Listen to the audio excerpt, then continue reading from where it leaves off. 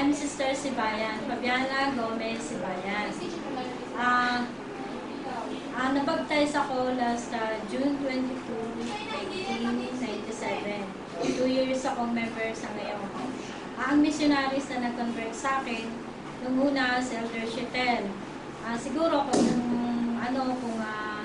makikita niya itong tape na to, ma-remember niya, maalala niya, kasi bago umalis si Elder Shetel noon, nagkaroon kami ng picture taking at itong t-shirt na to ang suot ko noon, kami dalawa ni Elder Shetel. Noon si Elder Gaspar, tapos na-transfer si Elder Shetel, si Elder Lunggoy ang naging convert sa amin. Ako sa kasalukuyan, wala na akong asawa, widow na ako. Namatay siya last this time out, January 27, 1985. At I have 3 children. Sa kasalukuyan, ang source of living namin yun lang suspension ng naming mag-ina. And ako sa kasalukuyan, enjoy ako sa pagiging member ng simbahan. Kasi dito ko talaga nakita na talagang totoo ang simbahan. The only living true church in the whole world. Kaya enjoy na enjoy ako lalo na sa calling ko ngayon as a society president. Yung nag-enjoy ako kasi yung napipil ko na yung service, yung pagdamay ko sa ibang tao, napipil ko talaga na ang sarili ko na I have joy na meron ako sa sarili ko kapag nakakatulong ako sa aking kapwa. At ang favorite scriptures ko at ang kwento na gustong-gusto ko ay sa First Nephi. Nung magkaroon ng vision si Lehi na nung makatikim siya, nung kinain niya yung prutas na gusto niya na ipatikim din sa kanyang pamilya. Ganon din na nangyari sa akin na ako bilang ako muna naging member ng aming pamilya.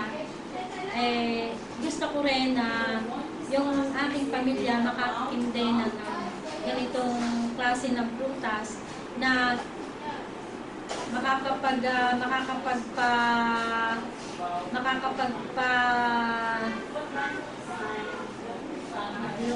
makakapagpabago sa aming buhay. At ngayon na-share ko na ito sa aking family, lahat ng aking mga anak, member na kami lahat. We have a family sealing last January 26, 1999. And nabaptize na rin ang aking asawa. At natutuwa ako na seal na kami sa temple. Napakasarap na maging isang member ng simbahan. Lalong-lalo na kapag sharing time sa mga ka-member. Masaya kami dito sa simbahan. Lalong-lalo na kapag nandito ang mga member, mga Relief Society, nagkakwentuhan dito tungkol sa gospel. At I love the gospel ni Jesus Christ. Mahal ko ang simbahan at napakalaki ng naitulong nito sa aking sarili, sa aking mga anak, upang magkaroon sila ng magandang buhay, matuto sila kung paano paglingkuran ng Diyos, matuto sila na maglingkod sa kanilang kapwa. Alam ko na sa pagiging member ng simbahan, dito ako nag-grow simula nung ako ay mabinyagan. Dito ako natuto kung paano makisama sa aking kapwa. At masaya kami. Yes. Tulad ni Brother Orly.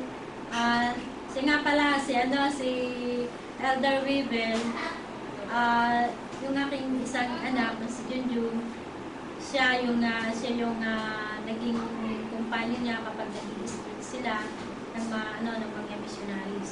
Natutuwa ako na mahal ko ang mga missionaries. Mahal ko rin ang mga member, lalong-lalo na ang simbahan ng Gospel of Jesus Christ. At ang lahat ng ito iniiwan ko sa pangalan ng Jesus Christ. Amen.